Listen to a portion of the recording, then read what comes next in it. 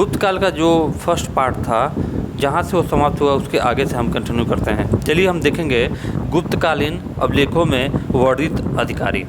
तो चलिए यहाँ पर देखिए, पहला देखिए दिया है सर्वाध्यक्ष। यह क्या होता है? राज्य के सभी केंद्रीय विभागों के प्रमुख अधिकारी को किस नाम से जाना जाता था? गुप्त काल में सर्वाध्यक्ष के नाम से जाना जाता था।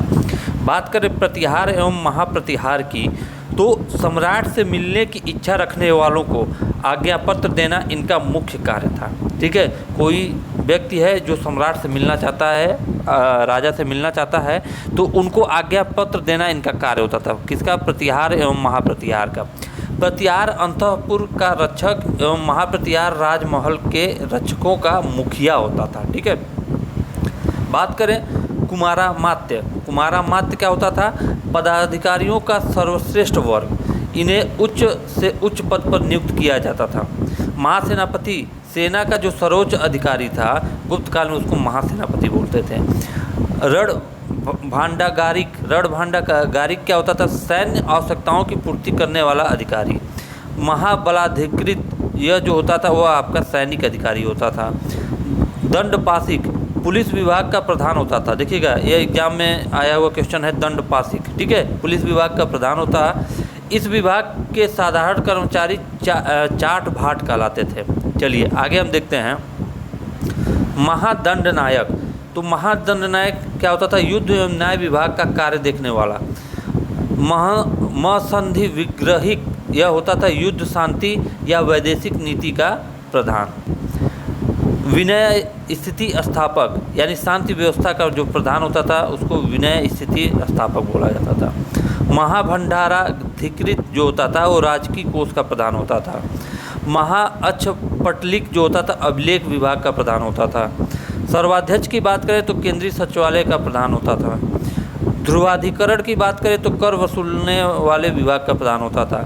और अग्रहारिक की बात करें तो दान विभाग का प्रधान होता था। चलिए आगे देखते हैं। और जो लास्ट इसमें दिया है वह है आपका महापीलुपति। महापीलुपति जो होता था वह गज सेना का अध्यक्ष। गज सेना मतलब हाथी वाले सेना का, जो अश्व सेना होता था। गज सेना, अश्व सेना नहीं, गज सेना का अध्यक्ष, हाथी वाले सेना का अध्यक्ष होता था। अच्छा, आगे हम बात करें कुशल प्रशासन के लिए गुप्त साम्राज्य कई प्रांतों में बटा था। प्रांतों को देश, भुक्ति अथवा अवनी कहा जाता था। ठीक है, तो इन चीज़ों को याद रखिएगा, पॉइंट को। देश, भुक्ति या अवनी किसको कहा जाता था? प्रांतों को। प्रशासन की सबसे बड़ी प्रादेशिक इकाई देश थी। इसके प्रमुख को गोप्रा या गोप्ता कहा जाता था। ठीक है, जो प्रशासन की सबसे बड़ी इकाई थी वो देश थी और इसके प्रमुख को गोप्ता कहा जाता था। दूसरी प्रादेशिक इकाई भुक्ति थी। इसके प्रमुख को उपरिक कहा जाता था। ठीक है, इसके प्रमुख को क्या कहा जाता था? उपरिक। भुक्ति के नीचे विषय नामक प्रशासनिक इकाई होती थी जिसके प्रमुख विषयपति कहलाते थे। प्रशासन की जो सबसे छोटी इकाई होती थी वह होती थी ग्राम, और ग्राम का शासन ग्राम सभा द्वारा संचालित होता था। ग्राम सभा का मुखिया ग्रामिक कहलाता था एवं अन्य सदस्य महतर कहलाते थे। अच्छा, आगे अगर हम बात करें, ग्राम समूहों की छोटी इकाई पेट कहलाती थी। अमर सिंह ने अमरकोश में 12 प्रकार की भूमि का उल्लेख किया है। गुप्त काल में आर्थिक उपयोगिता के आधार पर निम्न प्रकार की भूमि थी। पहला वास्तु यानी वास करने योग्य भूमि, दूसरा था क्षेत्र कृषि करने योग्य भूमि, तीसरा था चारागाह भूमि पशुओं के चारा योग्य भूमि। तो ये तीन जो आर्थिक उपयोगिता के आधार पर भूमि को 3 भागों में बांटा गया था, 3 प्रकार के क्षेत्र में बांटा गया। अगर आगे बात करें खिल्ले, तो ऐसी भूमि जो जोतने योग्य नहीं होती थी। अपृहत की बात करें, 12 प्रकार की भूमियाँ होती थी।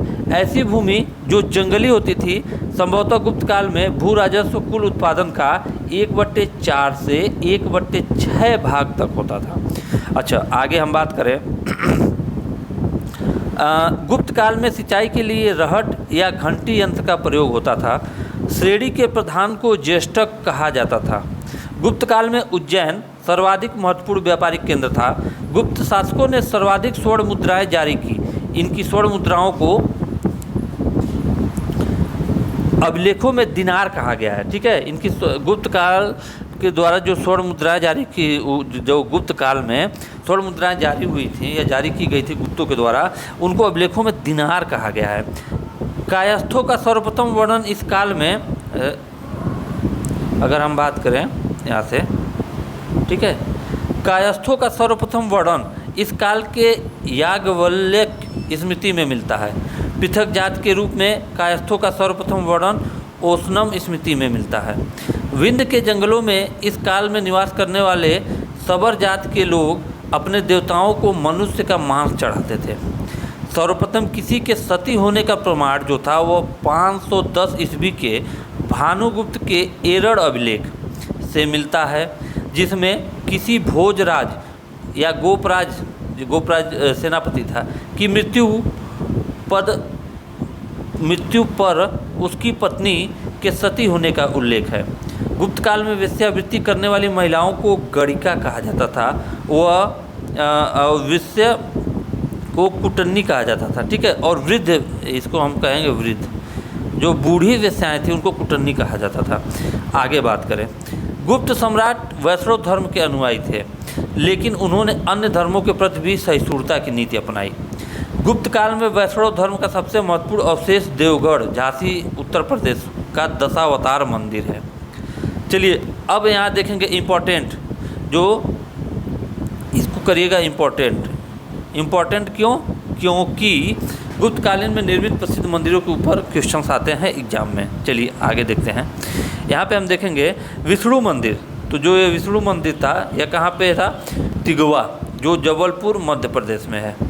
आगे बात करें शिव मंदिर की तो भुमरा, नागौद मध्य प्रदेश में। पार्वती मंदिर की बात करें तो नचना कुठार मध्य प्रदेश में है। दशावतार मंदिर इम्पोर्टेंट करिएगा, इम्पोर्टेंट, दशावतार मंदिर ईंट से निर्मित मंदिर था और यह देवगढ़, झांसी उत्तर प्रदेश में है।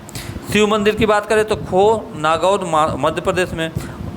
और देखिएगा भीतर गांव का लक्ष्मण मंदिर, भीतर गांव का जो लक्ष्मण मंदिर था वो ईंट से निर्मित था, यह था आपका भीतर गांव, कानपुर उत्तर प्रदेश में, ठीक है। चलिए आगे देखते हैं। अब यहाँ पे हम देखेंगे कि अजंता में निर्मित कुल 29 गुफाओं में वर्तमान में केवल 6 ही शेष हैं, जिनमें गुफा संख्या 16 एवं 17 ही गुप्तकालीन है।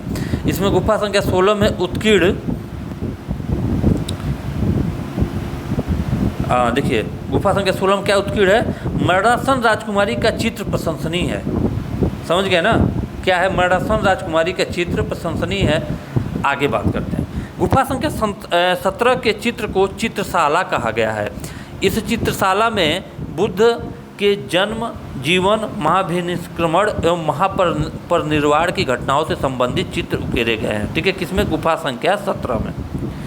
अजंता की गुफाएं बौद्ध धर्म की महायान शाखा से संबंधित है। जो अजंता की गुफाएं हैं वह बौद्ध धर्म की महायान शाखा से संबंधित है। गुप्त काल में निर्मित अन्य गुफा बाघ की गुफा है, जो ग्वालियर के समीप बाघ नामक स्थान पर विंध्य पर्वत को काटकर बनाई गई थी। चलिए आगे बात करते हैं। आगे देखेंगे चंद्रगुप्त द्वितीय के काल में कालिदास संस्कृत भाषा के सबसे प्रसिद्ध कवि थे। प्रसिद्ध आयुर्वेदाचार्य धन्वंतरी चंद्रगुप्त द्वितीय के दरबारी थे। गुप्त काल में विष्णु शर्मा द्वारा संस्कृत में रचित पंचतंत्र को संसार का सर्वाधिक प्रचलित ग्रंथ माना जाता है, ठीक है। आगे हम बात करेंगे। अब आगे देखिए, बाइबल के बाद इसका दूसरा स्थान है। इसे 5 भागों में बांटा गया है: मित्रभेद, मित्रलाभ, संधि विग्रह, लब्ध प्रणाश और अपरिच्छाकारित्व। आर्यभट्ट ने आर्यभट्टियम एवं सूर्य सिद्धांत नामक ग्रंथ लिखे। इसी ने सर्वप्रथम बताया कि पृथ्वी सूर्य के चारों ओर घूमती है। पुराणों की वर्तमान रूप में रचना गुप्त काल में हुई है। इंपॉर्टेंट करिएगा, इस लाइन को अंडरलाइन करिएगा, ठीक है, कि पुराणों की वर्तमान रूप में रचना गुप्त काल में हुई। पुराणों में ऐतिहासिक परंपराओं का उल्लेख है। गुप्त काल में चांदी के सिक्कों को रुपयक्का कहा जाता था, ठीक है। याज्ञवल्क्य, नारद, कात्यायन एवं बृहस्पति स्मृतियों की रचना गुप्त काल में ही हुई है, ठीक है। अब देखिए, मंदिर बनाने की कला का जन्म गुप्त काल में ही हुआ है। इंपॉर्टेंट करिएगा, ठीक है। मंदिर बनाने की कला का जन्म जो हुआ है वो गुप्त काल से ही शुरू हुआ है। सांस्कृतिक उपलब्धियों के कारण गुप्त काल को भारतीय इतिहास का स्वर्ण युग, ठीक है, गोल्डन एज या क्लासिक युग, क्लासिक एज एवं पैराक्लीन युग, ठीक है, पैराक्लीन युग कहा जाता है। अब देखिए, अब एक चीज़ इंपॉर्टेंट यहाँ देखिएगा क्या, कि सांस्कृतिक उपलब्धियों के कारण गुप्त काल को भारतीय इतिहास का स्वर्ण युग कहा जाता है। गुप्तकालीन नाटक एवं नाटककार को देखेंगे, मालविकाग्निमित्रम जो था वह इसके नाटककार हैं कालिदास, और नाटक का विषय क्या, अग्निमित्र एवं मालविका की प्रणय कथा पर आधारित है। विक्रमोर्वशीयम जो है वह कालिदास की रचना है और इसमें सम्राट पुरुरवा एवं उर्वशी अप्सरा की प्रणय कथा पर आधारित है। अभिज्ञान शाकुंतलम की बात करें तो कालिदास इसके रचनाकार हैं या नाटककार हैं, और इसका विषय क्या, दुष्यंत तथा शकुंतला की प्रणय कथा पर आधारित है। मुद्रा राक्षस की बात करें तो यह जो नाटककार हैं विशाखादत्त है, और इस ऐतिहासिक नाटक में चंद्रगुप्त मौर्य के मगध के सिंहासन पर बैठने की कथा का वर्णन है। मृच्छकटिकम की बात करें तो इसकी रचना शूद्रक ने की थी, और इस नाटक में नायक चारुदत्त, नायिका वसंत सेना के अतिरिक्त राजा, ब्राह्मण, जुआरी, व्यापारी, वेश्या, चोर, धूर्त, दास आदि का वर्णन है। क्लियर। अच्छा, स्वप्नवासवदत्तम जो था यह भास द्वारा रचित था। इसमें महाराजा उदयन एवं वासवदत्ता की प्रेम कथा का वर्णन है।